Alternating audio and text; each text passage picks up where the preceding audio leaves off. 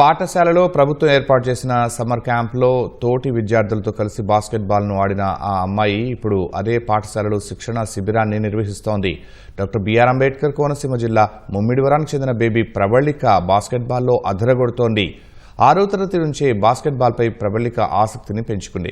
బాస్కెట్బాల్పై అనతి కాలంలోనే పట్టు సాధించి జిల్లా స్థాయి, రాష్ట్ర స్థాయి పోటీల్లో పాల్గొని వివిధ పతకాలను సాధించింది. ప్రస్తుతం గ్రాడ్యుయేషన్ చేస్తున్న వేసవి సెలవుల్లో క్రమం తప్పకుండా సొంతూరు వచ్చి బడిలో పిల్లలకు బాస్కెట్బాల్పై తర్ఫీదు ఇస్తోంది.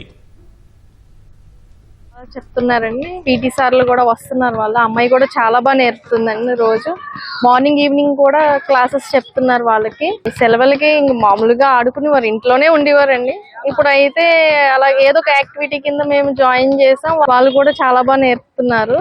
మొబైల్ చూడడం, బయట అలా తిరగడం, అంటే వాటికి టైం పాస్ చేయడానికి ఇంకా హాలిడేస్ కాబట్టి వాళ్ళకి ఏం చేయాలో తెలియలేదు. మనం ఎంత ట్రై చేసినా పిల్లలతో ఆడుకుంటుంటే వాళ్ళకి కూడా ఇలా సరదాగా హెల్త్ పరంగా కూడా వాళ్ళకి మంచిది కదండి.